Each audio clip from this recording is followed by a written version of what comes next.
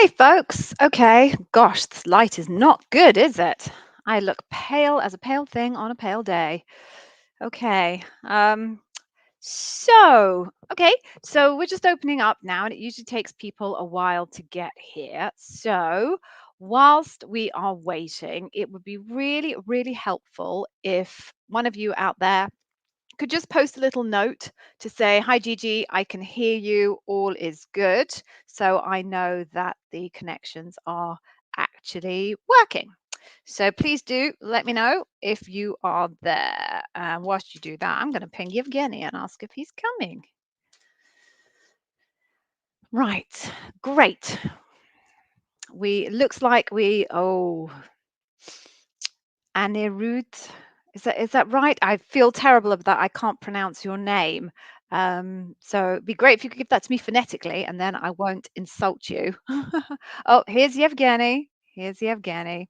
Okay, Yevgeny, you're here. I am here. Hello, Awesome. everything. Awesome. Right. And do you know what I'm just going to do? Whilst people are saying hi, yay. Oh, Andy, that's much easier. Thank you. I'm so sorry. It's really hard when you're in our role and people's names just appear on a screen to you. And you have to kind of guess how to pronounce them. And I reckon 9 out of 10 times we hack it and get it completely wrong. We so hack it. I really hope we don't offend people when we say their names horribly wrong. At least we're honest about it, and then we try to provide some value. Absolutely right. So, folks, I'm just checking in that the LinkedIn stream is working. We don't often get people coming on LinkedIn, but I just thought I would check the stream. Yes, that's working now. Great. So, why don't we do a little intro again? Oh, I meant to say, Evgeny, your Twitter thing still isn't working. So, I don't know if you want to have a look at that. Yes, I do need to. I think it's because my Twitter Premium has run out on my Oh, main account, and uh, I need to, give Elon some money. yeah. We won't go there. No, we'll just leave it there. Yeah, we'll just leave it there. Right. So, right, let us then do our introductions and then we can get on with the show, as we call it. So, I think you did last week, so I'll do this week. Right. So, folks, we are Gigi and on that side, Yevgeny. And it's so funny because you're on the other side for mine. You're So on with you me. just You're on this pointed in the side. wrong direction. It's so funny. Sorry, folks, we amuse each other. Right, so we are the co-founders of Day One Careers. A little bit of a backstory on who we are and where we come from. I am an ex-Amazonian and ex-Amazon bar raiser and hiring manager. Yevgeny is an ex-hiring manager at Amazon. Whilst I was at Amazon, I'll tell you a little bit of my story and then intro Yevgeny into his. Whilst I was at Amazon, I was there for about 5 years. I spent a lot of time interviewing for my role, no, people to come and work for me because I was a leader of a large marketing function and also being part of interview panels for my colleagues' roles. I then found I really enjoyed interviewing and stepped up into the role of bar raiser.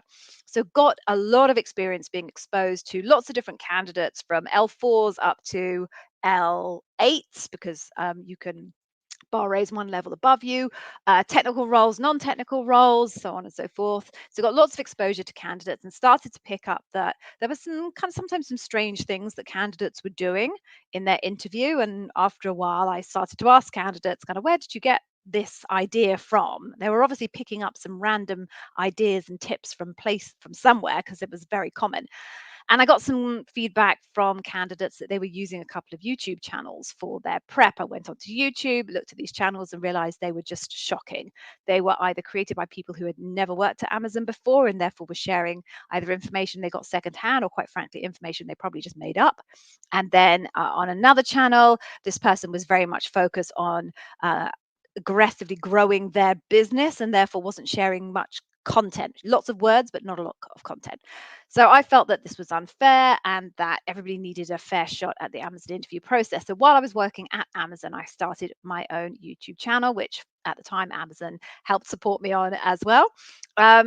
Come time I left Amazon, decided I would set up my own little business supporting people getting into Amazon, created some very affordable digital courses and a little bit of one-to-one coaching. At some point, I met a candidate who said to me, "You should meet this person, Yevgeny." Although I think you were disguised with another more anglicized name then. What was your name? Eugene. Eugene. That was it, Eugene, right. He does something similar to you. You're really great. He's really great. You guys should get together. So um, got up together with Yevgeny. Yevgeny was an interviewer and a hiring manager at Amazon, also for a number of years. And as I understand your story, feel free to interrupt me, Yevgeny. But Yevgeny was interviewing candidates and kind of felt that, being the generous soul that he is, that he would make a little bit of an attempt to give them some feedback at the end of interviews to give them a sense of what they potentially could do better next time. And in a number of cases where he felt if the candidate had that feedback, they would have, done a little bit better, he passed them through to the next round. And lo and behold, they became great candidates and got much better outcomes than they would have done otherwise. So Yevgeny left Amazon, moved to Apple. Fabulous role in Apple, but also did a little bit of a side hustle, again, doing courses and interview preparation for Amazon. We decided we would get together, that we would do better as partners rather than competitors, and you have day one careers. Did I get that right? That's absolutely right. And what a journey has it been? What a journey it's been. It's been a couple of years now. It feels like we've known each other for so much longer. I think it's literally just been 2 years, but hey. So, folks, let me just explain to you what this is all about. So, as part of everything that we offer in Day One Careers, which obviously is this extensive YouTube channel, completely free, a massive blog that's full of amazing content, free samples of our courses and our materials, which we will give you if you stay until the end.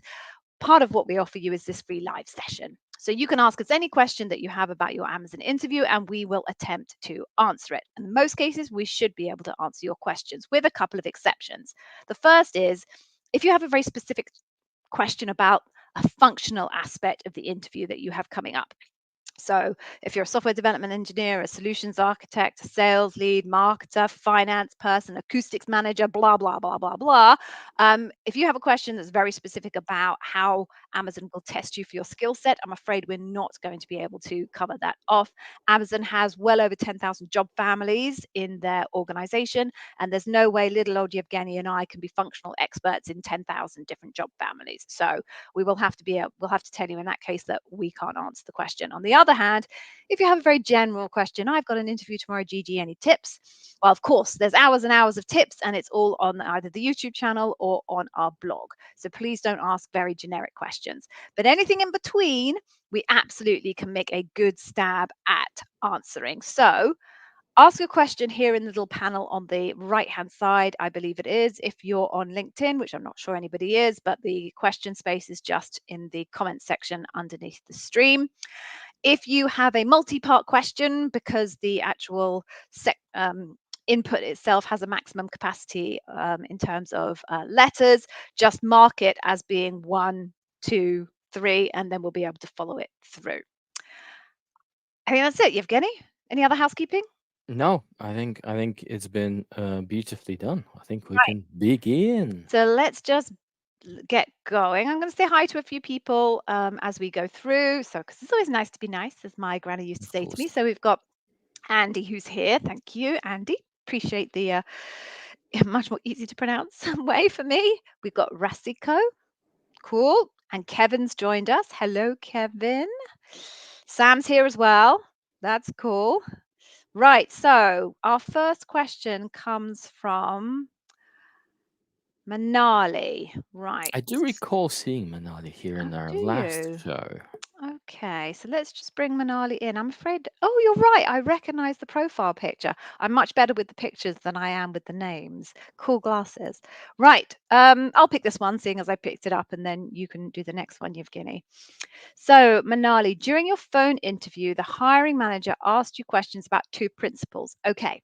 Should I expect questions in a loop about the same principles? Yes. Let's move on to the next question. No. That's really mean, isn't it? Let me explain to you why yes, because yes seems an overly simplistic approach to this. So, Absolutely, yes, you should expect it again at Loop.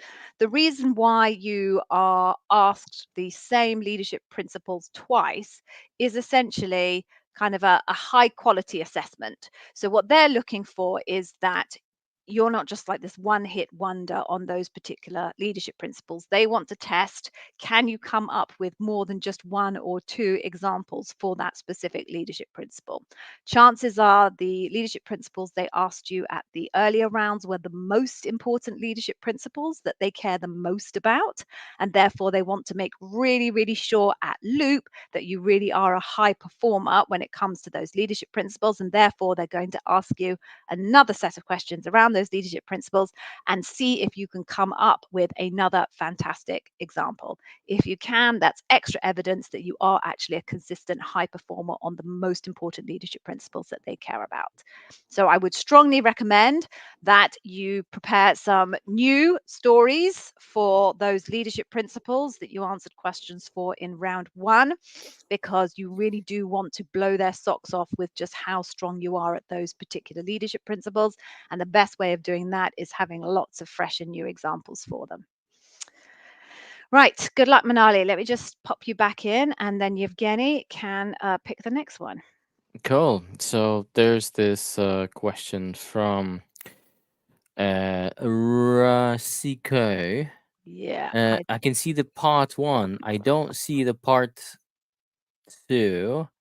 Unless let me see. Okay, so let's try this. So the story I told in the interview about ownership wasn't ideal. I helped a colleague while focusing on another task. Okay, and then I think there is okay part one. I okay, and then that's the there's same. another interlude. Could this story come up for clarification? Right. So he's asking, will they ask him to clarify that story, seeing as he's made it through to loop? Yeah. That would be very unusual. I've never seen this happen. I never asked anyone to clarify their stories. I think the way it tends to work is in a very sort of stage gate process. So, you've shared a certain amount of evidence during the phone screen. If that was enough for whoever was screening you to progress you to the next stage, that's done. You might be asked the same or similar question, and the same leadership principle is almost guaranteed to make it into the loop. But Gigi, you've just covered how you handle that situation, but no, I would not expect any clarifications of anything that you just said. Nope. Cool. I will pick the next one from Manali again. So, in the loop, how many questions about leadership principles can you expect? Okay, so this is a little bit, Yevgeny loves this phrase of mine. This is a how long is a piece of string question, because actually it depends. And it depends according to a number of variables. The most important variable that's the key determinator of how many questions you get is actually you. The shorter your stories, the more time your interviewer has to ask you questions. So if you have very short stories that only last 2 to 3 minutes, you're going to end up being asked a lot more questions in a 60-minute session than if you have longer stories that last between 5 and 7 minutes, let's say. So you are the key driver essentially of how many stories you're going to get asked. How many stories your interviewer wants to ask you is also a key variable in that determination. Different interviewers will aim for different things. Best practice is somewhere between 2 and 3 questions, behavioral questions in a 60-minute interview. But some people end up only asking one, other people end up asking 7 or 8. Now, 7 or 8 is at the extreme, and I would be concerned if anyone got to 7 or 8 unless they're interviewing someone very junior. But nonetheless, there is no absolute number that we can give you. What we will suggest say is you need to be prepared for ideally 2 or 3 different stories per leadership principle. If you're prepared with that many stories per leadership principle, that should cover you off nicely for a broad range of numbers of questions. So anywhere from one all the way up to, let's say, 8 or 6, if you consider 2 leadership principles per interview. If you've prepared 3 stories, then you know that should get you up to that. So yeah, you just need to be prepared with a broad range, and then unfortunately you just have to roll with the punches. But if you want less questions, then have answers that are longer, although make sure those answers actually relate to the question and aren't just you talking about irrelevant details. Cool. Okay, gonna pop Excellent. Manali back. And I am going to get a Rabiul here on the screen. So the question is, I have the loop interview with 5 different hiring managers. How can I understand what leadership principles they will be looking for? I've also chosen to have all of the interviews to occur in one day. And Rabiul, I'm just gonna scroll down just to make sure that I haven't missed anything else. Yeah, no, I think that's your question. Okay, Mhm. cool. So look, I'm not going to comment on the fact that you've called the people you're interviewing with all hiring managers, because again, I don't know what the situation is. Usually there's only one hiring manager. There might be someone else if you're being interviewed for different teams at the same time, but I don't think that's your case. Essentially your question is, how can they understand what leadership principles they'll be looking for? The only way to know for sure is to actually read what's in the mind of the hiring manager, because every hiring manager, when they start thinking about the role content and they start writing that job description to be posted online, they must be thinking about what leadership principles are actually critical or very important for the candidate to, when they become an employee, then to demonstrate well in order to be successful. And every hiring manager has their own idea of what those leadership principles might be. So unless you can read the hiring manager's mind, you have a couple of other options. They're not as ideal, but they're better than nothing. So number one, you can ask the recruiter. And in a lot of cases, and we're seeing plenty of these cases these days, certainly more so than, let's say, 5 years ago, some recruiters will share those with you. Now, a good way to ask them is, don't just ask them what leadership principles they're going to interview me on, because I would imagine that a lot more recruiters will be more sort of apprehensive of sharing anything this way. Ask them, look, um, in case you've spoken with a hiring manager, for someone to do this job really well, to be really successful in this job, what are the leadership principles that they must be really good at? And I think it's a slightly left field way to kind of to pop that question and see what the recruiters tell you. The worst that will happen is they're gonna tell you either we don't know, that's also possible by the way, or sorry, we can't share this information. In which case you can move on to your next option, which is you can try and deconstruct them or extract them from the text of the job description. Now, obviously, this depends on your text of the job description being actually written well. Some of them are, some of them are not.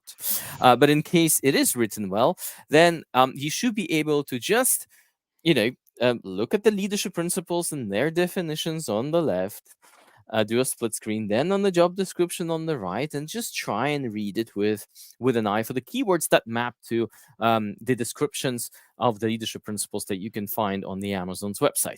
Now, we do have, I believe, 2 videos, right, Gigi, in our channel. Yep, It's not one, it is it's too. two. Yep. It's two, not one, but we got 2 videos on our Woo. YouTube channel where we explain how to do this. So Gigi actually does a real example where she takes a job description, scans through it, deconstructs it, and tries to have an educated guess about what those leadership principles could be. And you can do that as well.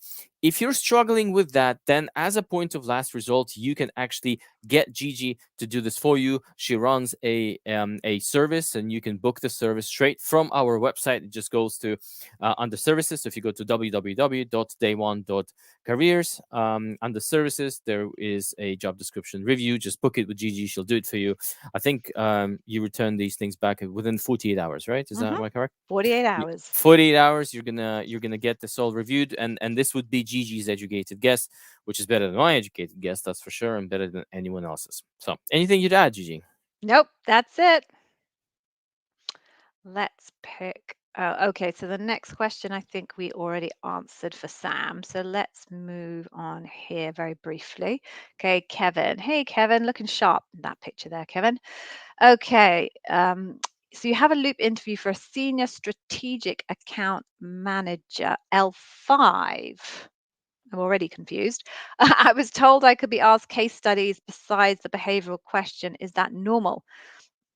Okay, yes. So it's very normal for teams to find a methodology that they prefer for testing functional skills. In your case, it sounds like the team have decided they'd like to test functional skills using a case study. For other roles like business analysts, they'll test functional skills by setting them up with a SQL challenge. For software development engineers, they test their code skills. So it is very, very normal to have a part of your interview process that tests your functional skills. In some cases, they literally just use questions, but in your case, it's a case study. So very normal, nothing out of the ordinary there, nothing special to you. I am a little confused by you telling me that the role is a senior strategic account manager that is an L5. That's quite unusual. That's breaking with the standard nomenclature. Usually, a role that has a senior in front of the rest of the words would be an L6. But I will defer to your better judgment on this. If you know it's an L5, then and your recruiter has told you that, then that's fine. There we go. Do you want to pick the next one, Yevgeny? Yeah, I'll pick the next one. Right. So this is Sam. Um, I'm gonna try and even pronounce your full name. Is it Sambhav? Right. I'll stick with Sam, but Sambhav, if I did a good job, please give this video a like. Give a little Please give pat on this the video back. a like. Just if you want to give me a pat in the back for not butchering your name, please give this video a like. Anyway, right. So, regarding the stories, how do I know if my stories have all the elements, and if you can give an example of some important points?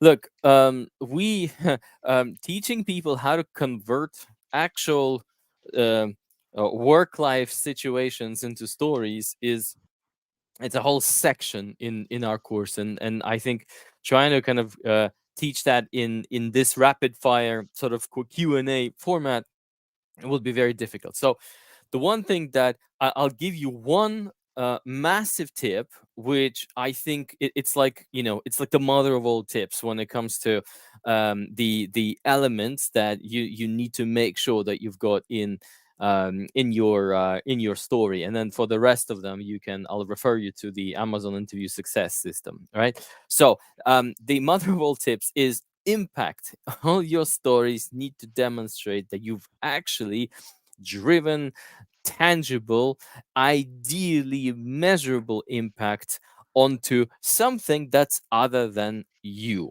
that's other than yourself. And what's that something other than yourself? This could be your team, your department, your business. The bigger, the better. There is no expectation from Amazon on any or anyone else that the only thing that you're doing in your job is launching iPhones. Every day is a new iPhone or a new Echo device or something massive. No, it's just if you look at all of your career, you need to curate stories where you've demonstrated the biggest impact possible within the constraints of your career and then bring them as a curated set of stories to your Amazon interview. And so, how do you demonstrate impact? So, in order to demonstrate impact, you need to make sure that you talk about tangible results that you've delivered, that you've produced for the team, the company, the business, your department. How do you what does it mean tangible? What does it mean measurable? It needs to be something that's based on a fact, right? So not on adjectives and adverbs. Oh, I've had a great launch. This was amazing success. No. At Amazon, if you want to get an Amazonian VP very excited about results, you can't just go and say, "Hey, I had an amazing launch of a new product." No, you need to say the plan was 100 and I shipped 150, and then watch the champagne corks flying off. That's the only way to get Amazonians excited about impact. So that's the kind of stuff that you need to remember. Again, as I'm saying to all of my coaching clients, Amazon is a tech company, but the business is being led by MBAs. And these folks are all about where's the money. I think that's Jerry Maguire quote, isn't it? Or show me the Yeah, money. Show show me the me money. the money. Show me the money. Yeah. So at Amazon, proverbially speaking, it's not always about the money. Sometimes it doesn't always need to be about the money, but you get the point. Show me the money. Anything you'd add? Nope, nothing to add other than to Yevgeny's point. We do have an entire program about this, but One of the things Amazon that is very clear about is they want you to follow the STAR method: situation, task, action, result. So at its most basic level, if you've got covered off your situation, your task, the actions, and your results, then you should have covered off all the important points. And then the result. Yeah, oh Give me the yeah, did money. I not say result? No. And I say, and I'm building on top, and I'm saying, Oh, right, and okay, I was in the like, "I'm sure results, I said my show results." me the money. Okay, cool. So let us look for our next question. So I'm just looking at this. Right. So our next question is, oh, hang on, let me find it. Here we go. So in the loop interview for a senior product manager, L6, should I expect product strategy slash design questions? Okay. So I'm just looking at resources here. Mm-mm-mm. Okay. Um, I mean, you should certainly expect them to test your functional knowledge as a product manager. Whether that, I think it's unlikely that they will test you on a solution design type approach. If you're asking me about design questions, I don't imagine anyone is going to ask you to design a solution for, I don't know, I don't know, whatever. I don't expect that's going to happen. But certainly, they're very likely to ask you questions about products and projects that you have worked on in the past specifically, and do follow-up questions around the decisions that you made as regard those projects as a product manager. So I would certainly make sure that you are prepared to talk about not just leadership principle approach to your stories, but also that other perspective on how you can tell stories, which is focusing on the actual project and the product itself. But as to whether someone's going to kind of ask you kind of design a solution for this, or how would you approach launching this product, etc., I suspect not. Evgeny, anything to add? No. I think that's all nicely covered. Right. Okay, cool. So, SRK. BA role guidelines at Amazon have changed since 2014. Okay.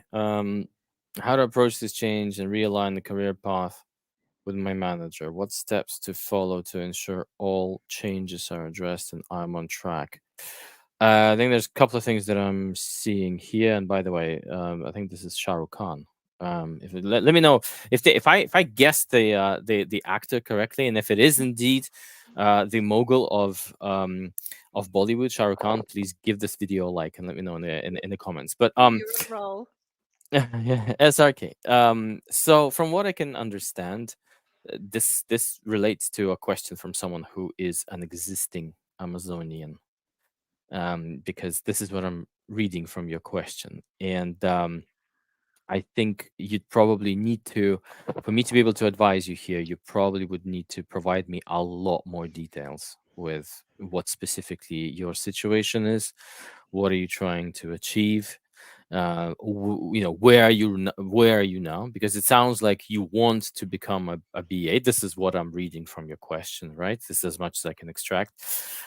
You It sounds like you want to realign your career path in order to be pointing towards getting into a BA role, and you're asking what steps to follow to ensure all changes are addressed and you're on track. And I don't really understand what that means. Changes, uh, or in what, and addressed by who? So, and also it's an internal Amazon question. I'm not sure how relevant this would be to most of us. Do you know what I'm going to say to you, SRK? Why don't you join our community? And if you don't know where our community is, just wait until, wait until the end, and then just drop me a DM. I'm just curious to know what you're wrestling with, and I think it will be a more relevant forum, a one-on-one for me to answer this question. I am curious, so feel free to drop me a DM in our community. I will respond. Unless you want to provide some wisdom over and above what I've just done. No, Evgeny, I don't think there's really much we can say in response. There's too many holes. Okay, cool. Right. Do you want to take the next one, or do you want Okay, me to take this I'll one? take Okay. that. So, Sam, will the first hiring manager round have technical or functional questions too, as you're coming from a different company and the product is totally new to me? Okay, so it depends. So there's a lot of flexibility that Amazon enables its hiring managers to leverage when it comes to the process. There are some things that are very firm and set in stone, and there are some things that are more flexible. And exactly how the interview is structured from a mix of behavioral and functional questions is actually left to the discretion of the hiring manager. So it is entirely possible that in a first round, they might focus entirely on your functional skills and your functional skills alone. It's also entirely possible that in a first round that they ignore your functional skills and they focus entirely on your behavioral skills. It's also possible in a first round that they do both and they try and cover off both your functional and your behavioral skills. I won't say behavioral leadership principle because behavioral questions is a way of asking questions. It's not about the content of the question. So let's say leadership questions and functional questions. So really, the only person that's going to be able to tell you exactly what you'll face when it comes to your first round interview is the recruiter. So, my best advice to any of you who are going into an interview with Amazon is utilize your recruiter and the knowledge that your recruiter has. So, ask them, can you tell me exactly what to expect from this interview? Am I going to be asked leadership principle questions? Am I going to be asked functional questions? Am I going to have to do any type of specific test? Can you please tell me what the most important leadership principles are? Can you tell me why other people who are making their way through this process and have failed this process have failed that process? Ask them everything and anything you can that's going to help you in terms of your preparation and the execution of your interview. The worst thing that your recruiter can say is, I'm sorry, I can't tell you. There are no black marks against anybody for asking questions. As long as you politely accept that you can't get the answer, should they say you can't get the answer, then all will be well. That's it. Do you want to pick the next one, Evgeny? Yeah, yeah, I'll do that. I think it's that time. I Oh, is think it that time? You're right. It it's is that that time. time. It is that time. Do you want me Okay. to do the blurb while you're loading up the entertainment? Yeah, do the blurb. Do the blurb. All right, folks. So, as you know, we are working our backs off to give you guys what we believe is the best possible Amazon interview preparation resources online. And we have made a lot of them free, including this show that we're doing every week, unless we're on holiday. So, and one of the reasons why we're doing this is obviously, I'll be honest with you, this is, it's our business. That's how we earn our livelihood. But equally as important for us is the point of surfacing the right expertise and reputable Amazon advice on YouTube. And you'd be surprised how much utter junk is on YouTube from coming from wannabe experts, fake experts. I mean, folks, we are dealing with candidates coming to us telling us that they were unsuccessful in their preparation because they followed wrong advice. And so that's why we are asking you for a favor.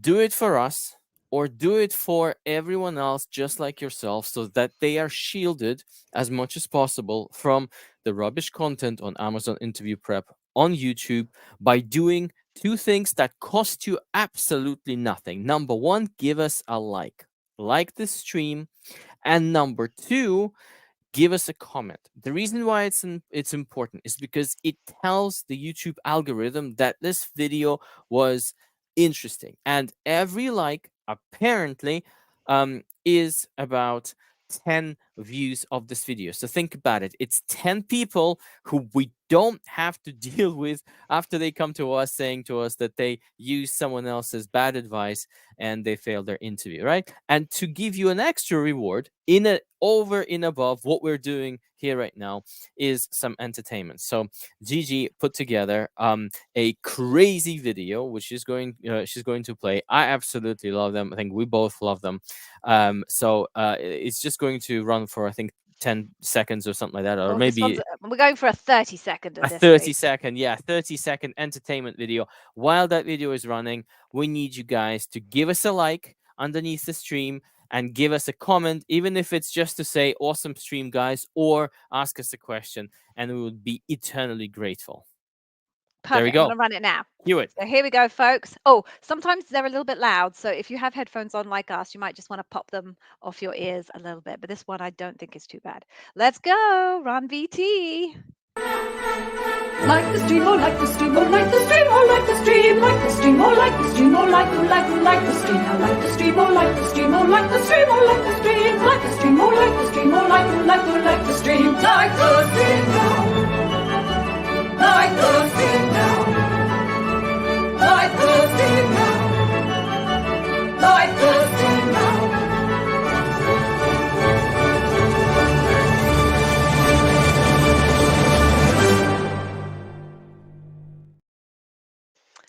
There we go, folks. We managed not to lose anyone as well. That's awesome. That's awesome. That's very unusual. I think we should just select that particular video. It's like anytime you show my mug in any of those videos, people leave. So We we just need to just people, show we should you. we should do a proper experiment on that and see if that really is true, that we can prove or disprove that hypothesis. So yeah, folks, I hope you enjoyed that video. That appears to be what is my head on top of a whole bunch of men apparently doing the can, which I did not realize until I showed it to my mum, and my mum pointed out that these were in fact men, which I just thought was so hilarious. I decided to keep it.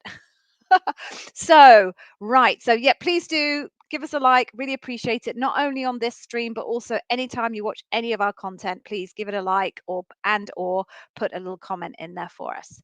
Okay, so let's go back to the questions.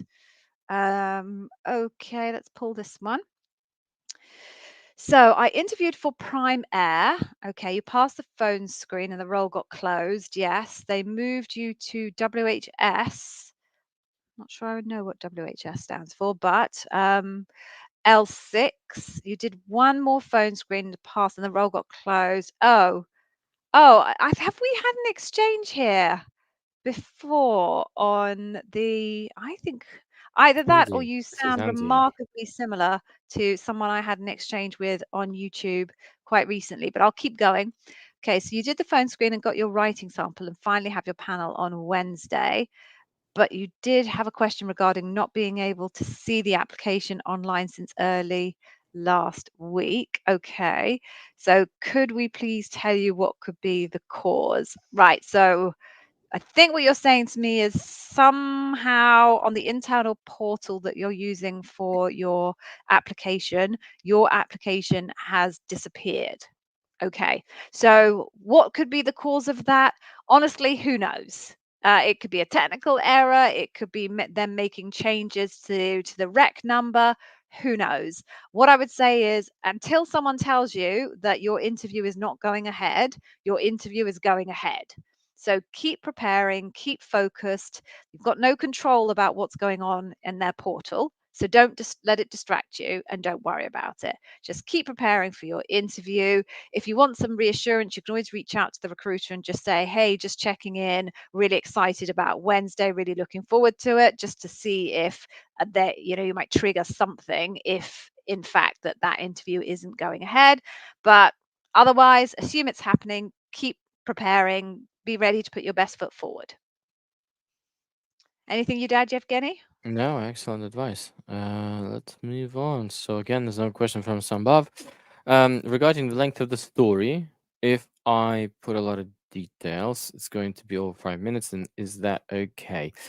Right. So that really depends on the level of the role that you're applying to. I think a general guidance is for around 5 to 6 minutes for an L6 role. Now, I don't know what level you're applying for. So if it's more junior, then start taking minutes down. If it's more senior, then take minutes up, but just don't take it over.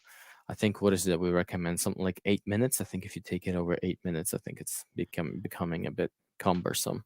But otherwise, don't be concerned about the number of details. I would say, if you need to be, so in terms of preparing your stories in length, you can watch the clock when you're writing the stories out and when you're practicing the stories, when you're practicing in front of the camera or in front of the mirror or with partners and all that stuff. But when you're in an actual interview, don't watch the clock because that will just consume precious brain energy. And if you do overshoot a little bit over 5 minutes, then it's not going to be a huge issue.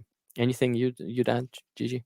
Nope, nothing to add. Nothing to add. The one thing I would just say is when you're in the interview, if you have concerns about the length of your story, or even, in fact, even if you don't have concerns about the length of your story, it's always worth just stopping occasionally and just checking with your interviewer that you are giving them the right level of detail so they can validate for you whether they're happy for you to go on as you are or whether they need you to speed up a little, or if maybe you're not giving them enough detail, they can tell you and you can go dive a little bit deeper.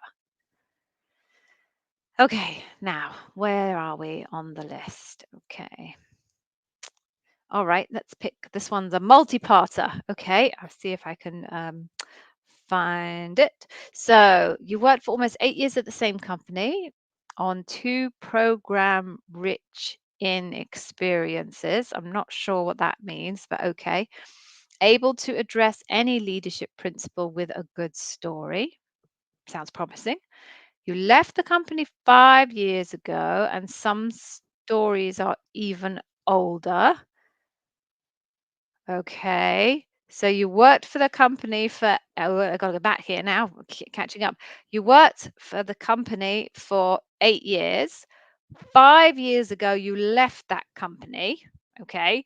So that means that your oldest story at that company is potentially 13 years old, and your newest story for that company is 5 years old. Okay. I'm looking for part three here. Okay. I'm scrolling. I'm scrolling. Can you see part three, Evgeny? No, I'm scrolling as well. And I can't see it. All right, can't see part three. So if there's an end to this question, please let me know. Maybe somehow YouTube didn't pick it up, but finish the question for us and we can answer it for you. Um, okay, so I'll pick the next one. Oh, there we go.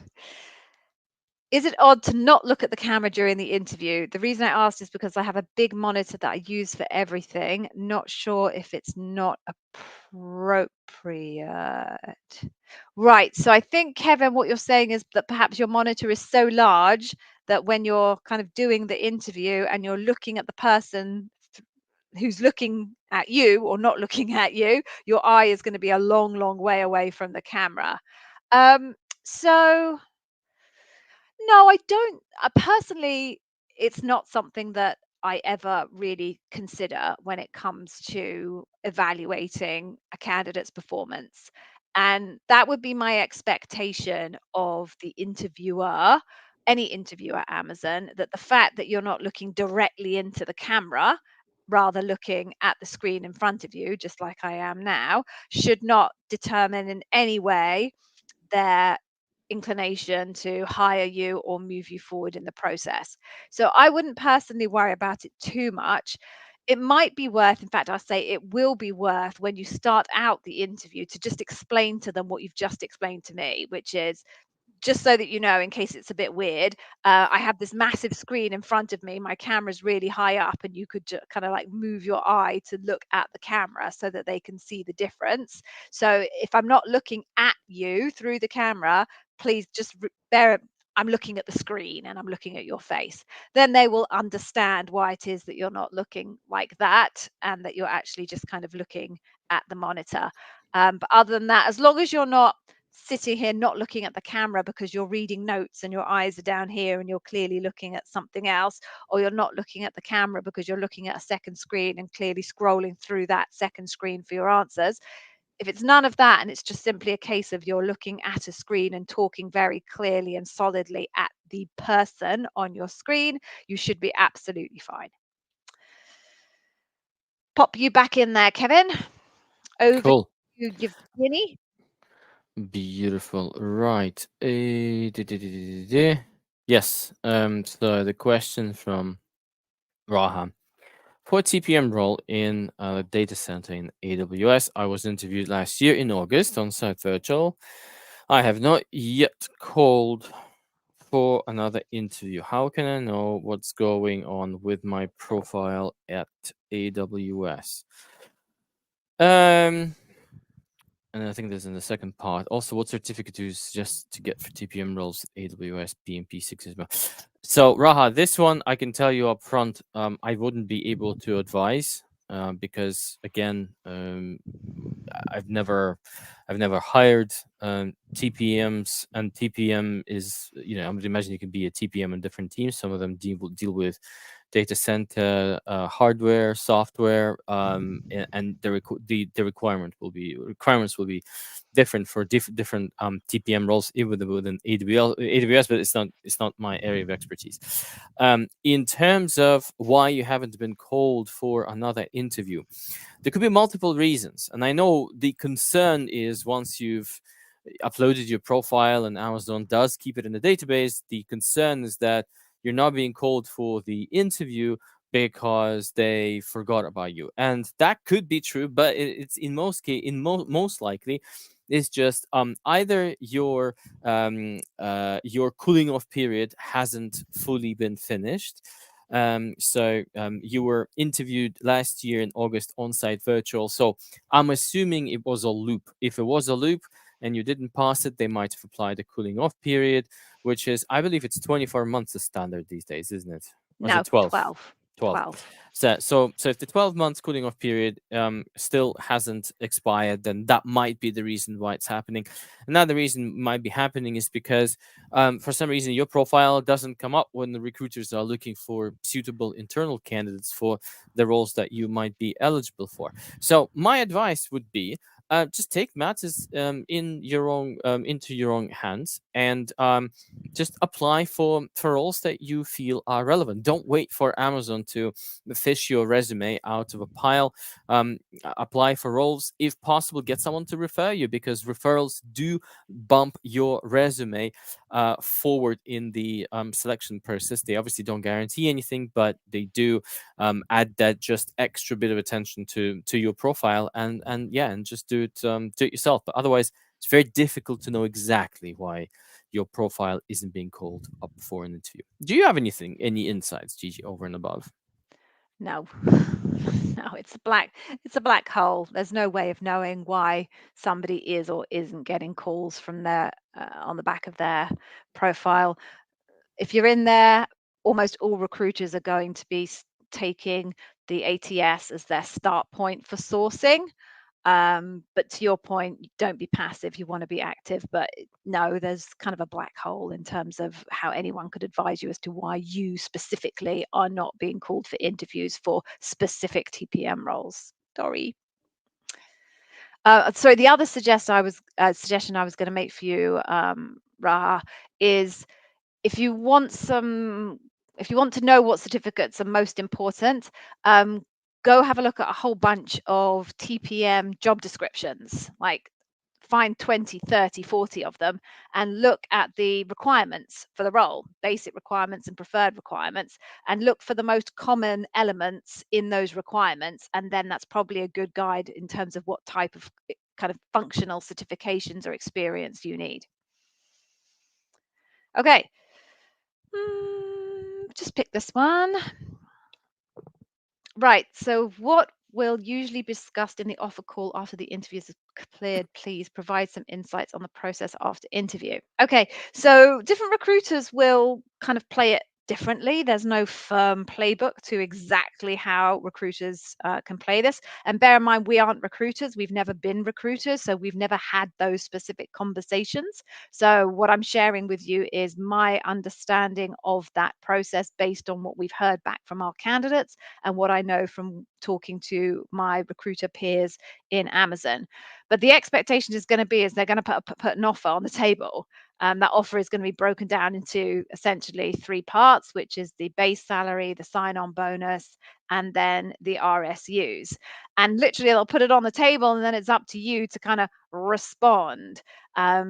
Ideally, you shouldn't respond there and then. You should take that information away and have a think about it. But the process itself is really going to depend on the nature of your response to their initial offer. If you're very open to it and you're happy to take it, then the process will be over very quickly. If you're not, there's going to be a bit of a back and forth. Your recruiter actually doesn't get to make any decisions as far as what the offer is. They have to work with a central team called the benefits and compensation team. Those are the people that generate the offers. So you would have to give feedback to your recruiter as to how you feel about that offer, what you would like, why you would like it, and why you believe you deserve a different offer. They will then have to pass that to the compensation and benefits team and have a conversation with the compensation and benefits team. The compensation and benefits team will relook at the offer, maybe make an adjustment, pass that back to the recruiter, and the recruiter will pass it back to you. So there's a little bit of the telephone game, I believe it's called in the US, backwards and forwards between different groups of people to finally get to the actual final offer that the recruiter will share with you. The hiring manager very rarely gets involved in that process unless there is a particularly exceptional circumstance where the candidate is looking for something that is above and beyond what is the top of the compensation band. So really, you should be expect to be talking to a recruiter who has actually no power in the actual situation, but who will be your champion with the compensation and benefits team if you want to negotiate. Anything you'd add, Yevgeny? No, I think it's perfectly detailed, and we can move on to the next one, which is another one from Rabiul here. What would you say the best structure would be to build as many stories as possible for your story bank in for the interview? So, look, I mean, I've seen so many different examples of how people build story banks, and obviously,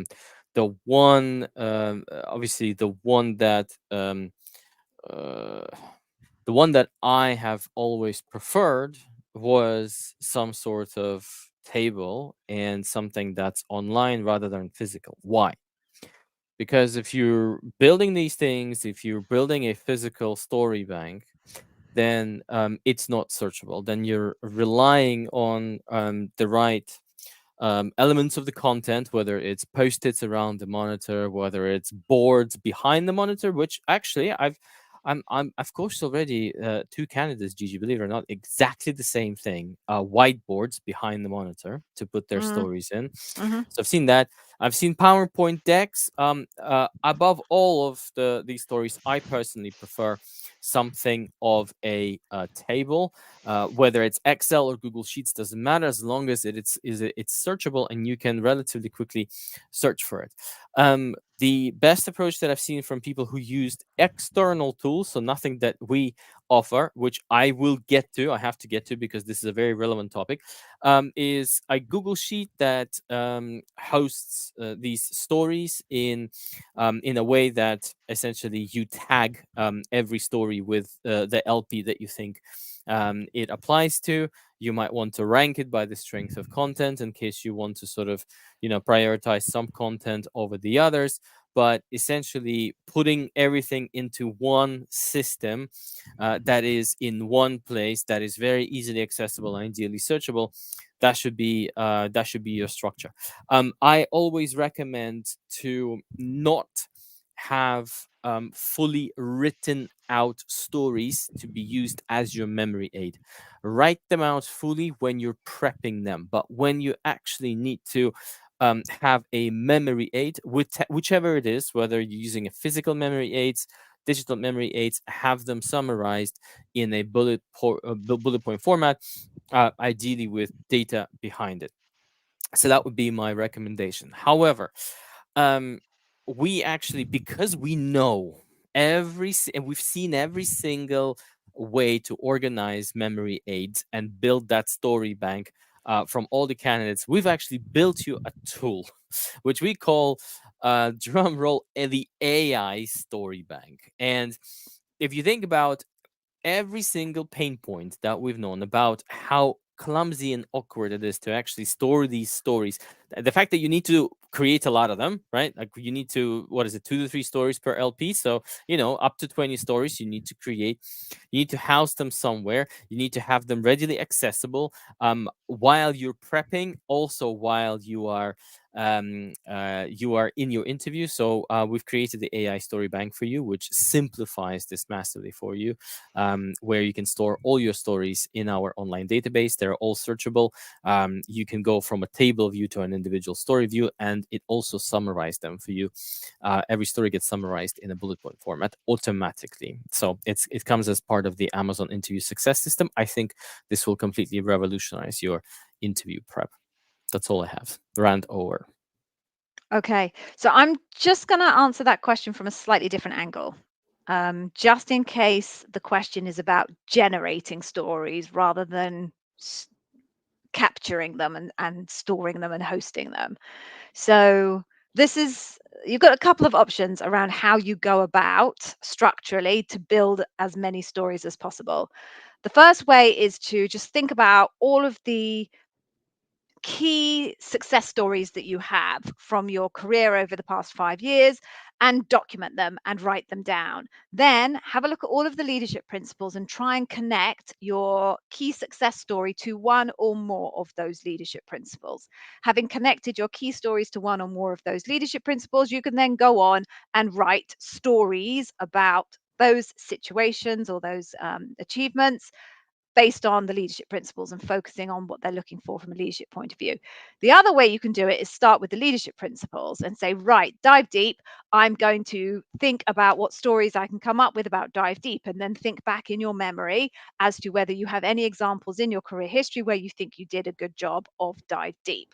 Or you can do a combination of the both. Start with the ones that are on top of mind that you're really, really proud of and work forwards into the leadership principles that way. And then once you've done all of those, go to the leadership principles and have a look at where your gaps are from your key stories and try and go backwards from the leadership principles and fill in the gaps. The other thing that is really useful that I give as recommendations to candidates for how they can come up with as many stories as possible is if you're still employed and you're working in that company, go through your emails, go through your feedback from your manager if you have an annual review or anything like that. If you do weekly catch-ups or monthly catch-ups with your manager, go through all of those notes and see if you can identify key things that you did or key achievements that could potentially be turned into stories.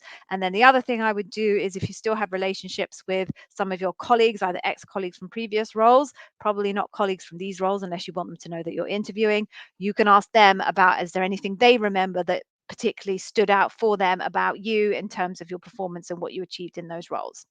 So now you've got two kind of perspectives, how you actually kind of source situations and turn them into stories. And then Yevgeny shared with you, once you've got those situations and stories, how you optimally host them and store them. Okay, should we move on?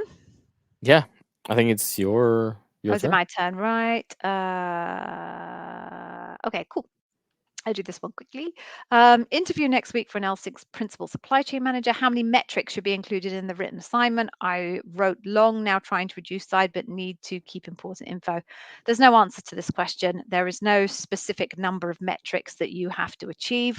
But what you just need to do is when you are talking about anything that is relative to data, use a metric. So exactly as Yevgeny said, you're not going to tell us that the launch was the most successful launch you've ever had.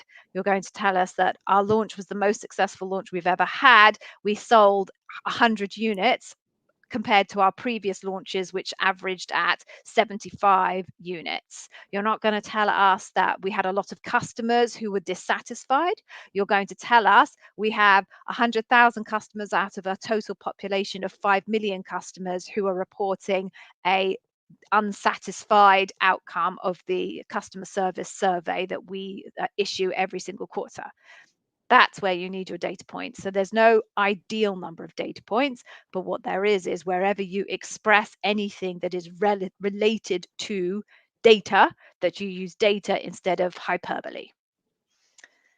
Anything you'd add, Yevgeny? Nope. Nope. Nothing at all. Shall we get to our Okay. freebies? Let's get to our Whose turn is it? freebies. Is it my turn? Is it your turn? It doesn't matter. Let's just get this up here. Okay, I'll do it quickly then. Right, so folks, go to this URL, for the best free stuff available on Amazon interview preparation. If you go to that URL, you will find three key things. The first thing is what we call the Amazon interview tool pack. The highlight of that tool pack is a list of what we call plausible Amazon interview questions. They're not the exact Amazon interview question bank. We cannot give that to you. We don't have it anymore. It changes and evolves over time. But what we've done is we've created our own version of what we would believe to be very plausible Amazon interview questions based on our knowledge of what Amazon is looking to understand from you in your interview. You can use that list to do two things. The first thing you can do, use it for, is to well, you'd use it to practice. What am I talking about? You can use that list to practice. What we will say is don't prepare individual stories for every single question on that list because it's unlikely to happen. But you can certainly use that list to help practice your interview stories and work out how, if I was asked this question in interview, how would I approach it? So that's one. Second thing we're going to give you there is a free sample of our amazing Amazon interview success system program.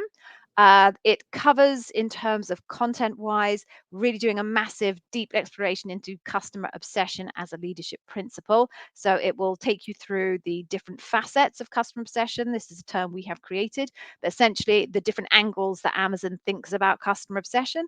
And it also shows you what the interviewer is looking for in your answer as regards customer obsession. So if you are preparing for an Amazon interview, all of you should be preparing customer obsession examples. You can really use that as a really, really amazing piece of knowledge to enhance your customer obsession questions. And there's a little demo there from Yevgeny about the tools that he mentioned earlier on in this session. The third thing you get on that particular website or page is access to our Heartbeat community. Our Heartbeat community has well over 3,000 members, or every one of them has either interviewing for Amazon at the moment or has interviewed for them in the past. People can get together, buddy up, do mock interviews between each of you. You can also ask, and this is an amazing feature of our Heartbeat community, we have a trained AI bot, which effectively is Yevgeny and I have pumped all of the insight from our YouTube channel into a customized chat GPT model. So if you have any questions, if it's covered by the YouTube channel, instead of going to YouTube, you can simply ask Andy, our bot, and he will attempt to answer your question for you. It is a massive shortcut to finding out answers to questions that exist elsewhere, but will take you a lot longer to source. So definitely, if you do nothing else, go and sign up to the Heartbeat community and make use of Andy. I think that's it. I think that's it. I think we're Okay. done. I won't be with you guys next week because I am on holiday. Oh, that's a good point. If you're on holiday next week, so am I. So this is not happening next week. This is not happening, guys. This is Sorry, not happening everyone next needs week, a folks. holiday. Work and life balance. Yeah. So I'm going to Norway. Where are you going? I am going to the sunny coast of Antalya in Turkey. Ooh, very nice. Right. So, folks, we will not be here next week. So, we will see you in a couple of weeks. If you have interviews between now and then, obviously, we have our fingers extremely tightly crossed for you. If you do have questions between now and 2 weeks' time, the YouTube channel is there. You can always ask your questions on the YouTube channel. But better than that, go to the Heartbeat community, sign up, and ask Andy. Right, folks. Good luck. Thank you very much for joining us. And we will see you in a couple of weeks. See you Take in a couple care. of weeks. Bye. Bye.